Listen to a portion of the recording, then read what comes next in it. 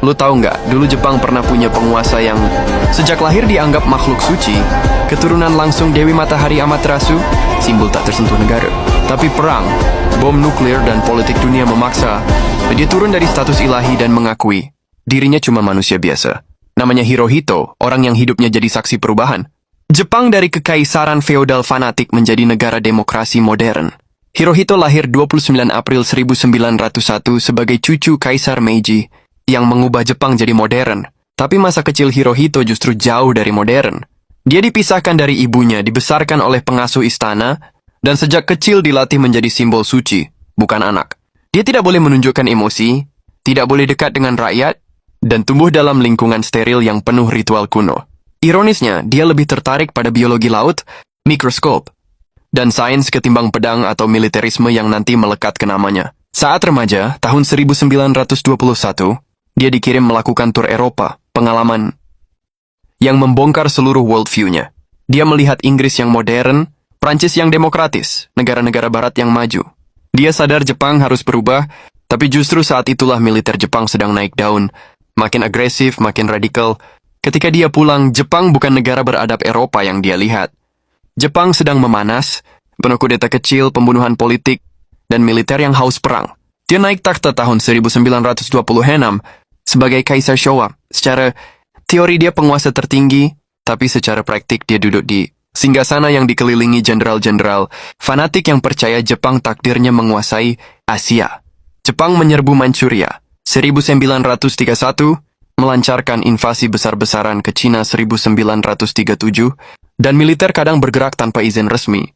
Hirohito menerima laporan detail, dia terlibat, tapi kendalinya tidak absolut. Struktur Jepang saat itu kacau, kaisar disucikan, tapi militer jalan sendiri. Perang Dunia II mempercepat semuanya. Jepang menyerang Pearl Harbor 7 Desember 1941. Setelah itu konflik membesar, Pasifik terbakar. Jutaan orang mati, kota-kota hancur. Jepang menghadapi AS, Inggris, Cina, Australia, dan seluruh sekutu. Hirohito berada di tengah badai itu. Dia tahu negaranya semakin kalah, tapi militer menolak menyerah.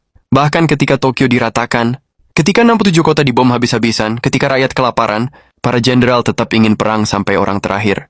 Lalu terjadilah dua ledakan yang mengakhiri era lama Jepang, Hiroshima dan Nagasaki, Agustus 1945. Setelah bom atom dan ancaman invasi Soviet, Hirohito akhirnya memutuskan menyerah. Untuk pertama kali dalam sejarah, suara kaisar yang biasanya sakral terdengar di radio. Dia tidak bilang kita kalah, tapi dengan bahasa halus mengakui Jepang harus menanggung yang tak tertanggungkan.